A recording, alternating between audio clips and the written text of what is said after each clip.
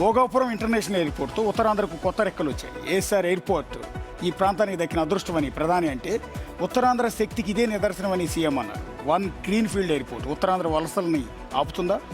విశాఖ అభివృద్ధిలో game changer అవుతుందా? Alluri Sitaramaraju international airport care of Bhogapuram Uttarandhra దశని దిశని మార్చే ఈ గ్రేట్ ప్రాజెక్ట్ ని ప్రధాని నరేంద్ర మోడీ జాతికి అంకితం చేశారు. స్వర్ణాంధ్రప్రదేశ్ విజన్ కు ఇదొక మంచి రోజు అన్నారు. విమానాశ్రయం ఏర్పాటుతో ఉత్తరాంధ్ర కొత్త చరిత్రను నాంది పలికిందని సీఎం చంద్రబాబు అన్నారు. ఈ ఒక్క ఇంటర్నేషనల్ ఎయిర్పోర్ట్ ఉత్తరాంధ్రలో పరిస్థితుల్ని మార్చేస్తుందా అనేదే విమానమంతా క్వశ్చన్.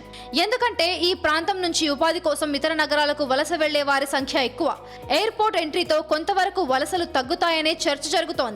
భారీ ఎత్తున పెట్టుబడులు వస్తాయని aviation, logistics, hospitality, tourism, IT, manufacturing రంగాల్లో వేలాది ఉద్యోగాలు క్రియేట్ అవుతాయనే ఆశలు, అంచనాలున్నాయి. స్థానికంగా ఉపాధి అవకాశాలు మెరుగైతే వలస వెళ్లాల్సిన అవసరం తగ్గుతుంది.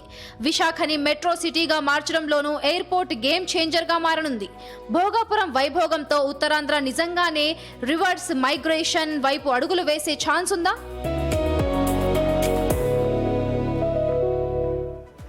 ఎస్, ఖచ్చితంగా ఉత్తరాంధ్రలో ఈ ఎయిర్పోర్ట్ వల్ల లాభం ఉంటుందా అంటే లాభం ఉంటుంది.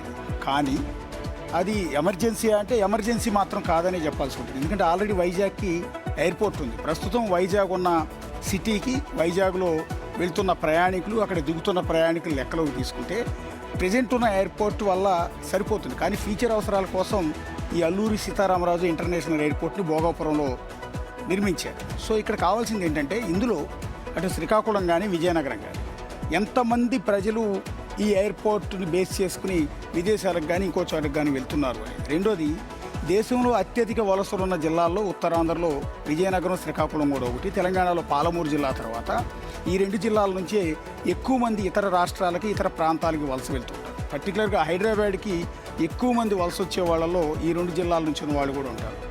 సో నీటి ఫెసిలిటీస్ తక్కువ ఉండటం కావచ్చు, ఇతర ఉపాధి అవకాశాలు తక్కువ ఉండటం కావచ్చు, పొట్ట చేత పట్టుకుని వీళ్ళందరూ వెళ్తుంటారు. సో ఆ రెండు జిల్లాల వాళ్ళలో ఈ ఎయిర్పోర్ట్ని వినియోగించుకునే శాతం చాలా తక్కువ ఉంటుంది.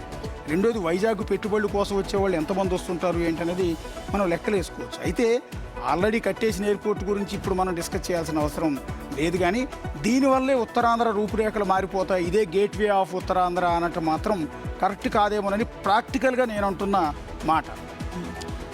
ఈ ఉత్తరాంధ్రలో ఎయిర్పోర్ట్ రావడం అయితే మంచి పరిణామం. అయితే దీనివల్ల కొంచెం వైజాగ్కి ఎగుమతులు అంటే ఫార్మా ఎగుమతులలో, ఆక్వా రంగం ఎగుమతుల్లో కొంచెం బెటర్మెంట్ కనిపిస్తుందేమో, కానీ వలసలు ఆగుతాయని చెప్పలేము.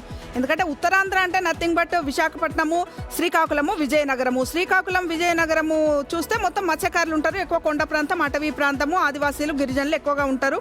పేదరికం కూడా ఎక్కువగా ఉంటుంది. వ్యవసాయమే జీవనాధారం ఉంటుంది.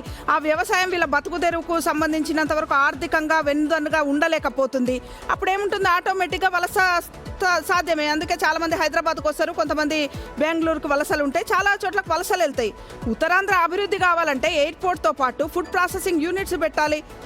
దీంతో పాటు చిన్న చిన్న ఎంఎస్ఎంఈ కుటీర పరిశ్రమలతో పాటు ఎంఎస్ఎంఈ ఫ్యాక్టరీలు పెట్టాలి.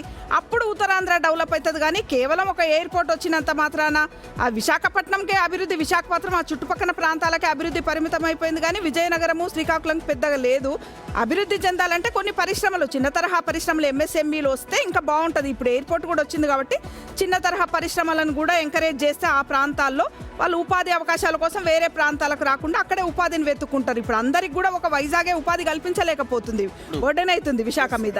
అదే ఇంకొక పాయింట్ యాడ్ చేస్తాను. ఏంటంటే కర్నూలు, రాయలసీమ జిల్లాలో కర్నూలు ఓరవకల్లులో ఒక ఎయిర్పోర్ట్ ఉంది, కడపలో ఇంకొక ఎయిర్పోర్ట్. ఈ రెండు ఎయిర్పోర్ట్ల వల్ల ఆ జిల్లా ప్రజల రూపురేఖలు ఏం మారాయి అనేది అనాలిసిస్ చేస్తాం. రెండోది, ఈ రెండు ఎయిర్పోర్ట్లు ఎంతవరకు రన్నింగ్ ఉన్నాయి, రోజుకి ఎన్ని ఫ్లైట్స్ నడుస్తున్నాయి అనేది కూడా చూడాల్సి ఉంటుంది. వైబిలిటీ కూడా మనం ఇక్కడ ఒకసారి చెక్ చేసుకుంటాం. ఎయిర్పోర్ట్ల వల్ల ఆయా రాష్ట్రాల లేకపోతే ఆ ప్రాంతాల అభివృద్ధి మారిపోతుంది అనేది నిజం కాదేమో అనేది ప్రాక్టికల్ గా వాస్తవం.